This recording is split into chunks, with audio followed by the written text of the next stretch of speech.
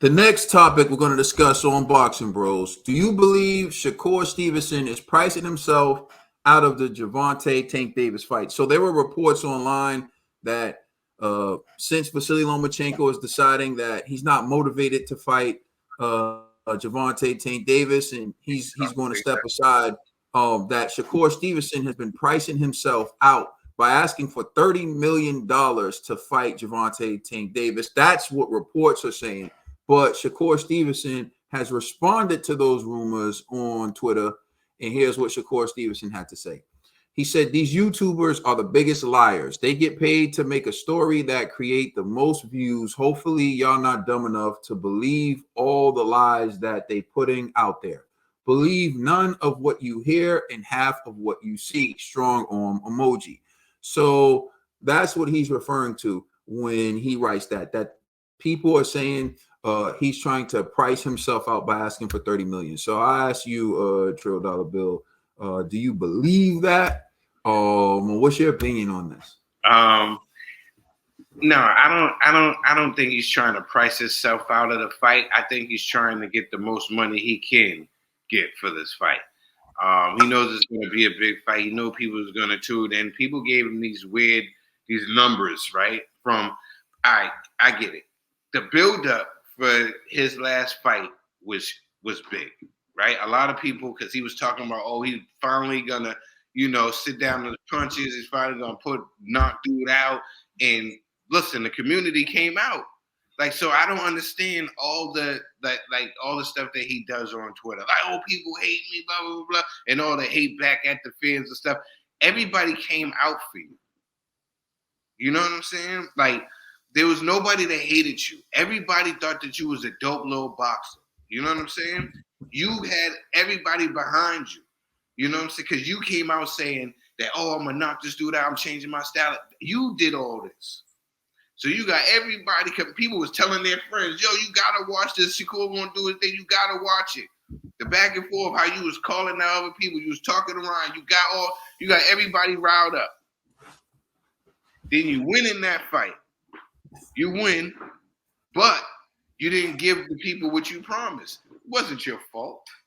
The guy said it himself that, you know what I'm saying? He wasn't trying to get knocked out. He was trying to avoid that at all costs. But it was your actions leading up to the fight, how you was talking. You got people to watch the fight, people that normally wouldn't watch you fight.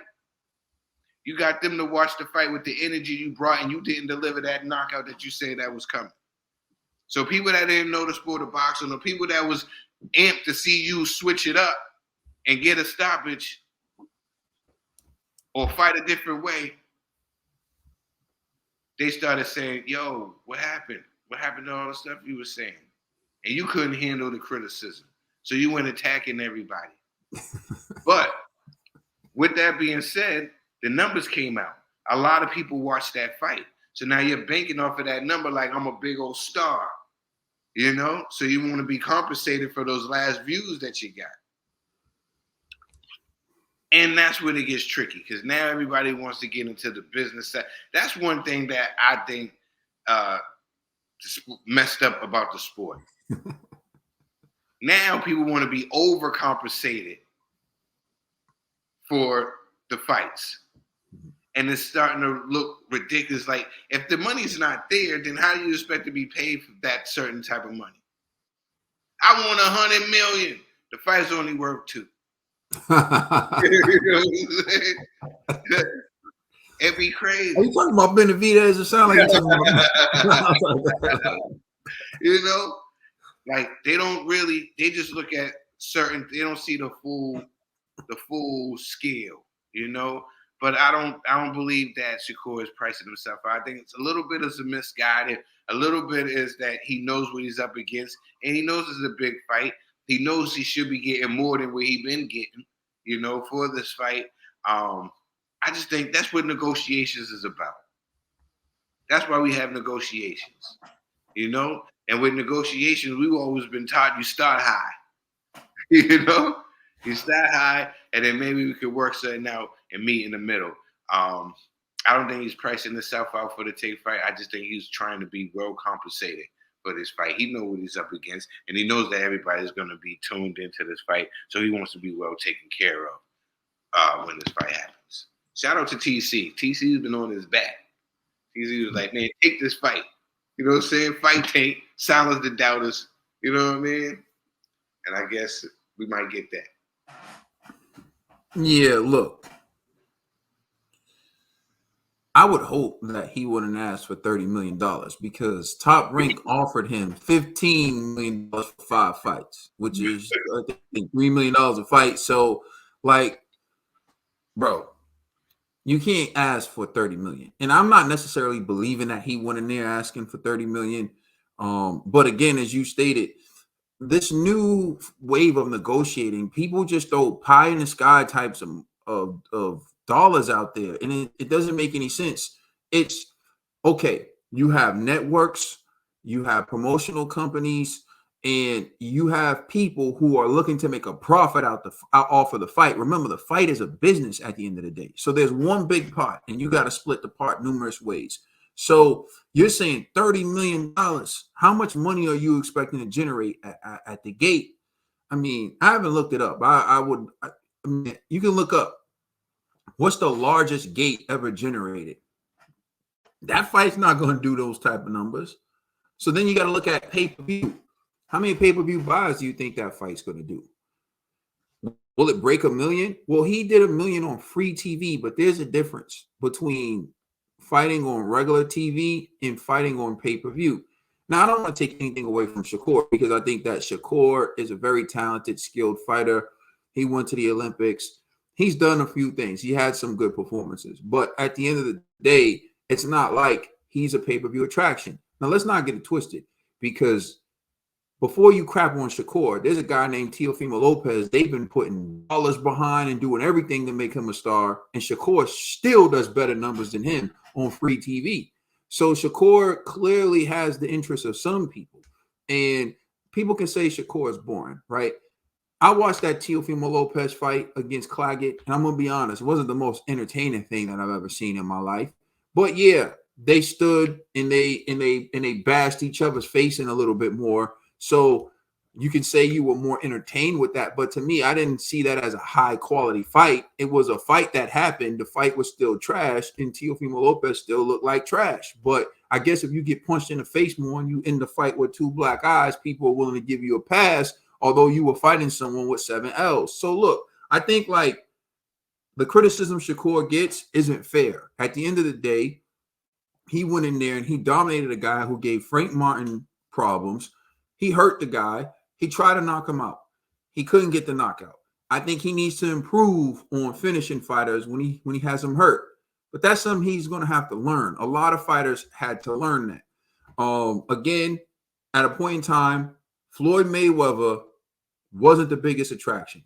It was Shane Mosley, Oscar De La Hoya, and Roy Jones Jr.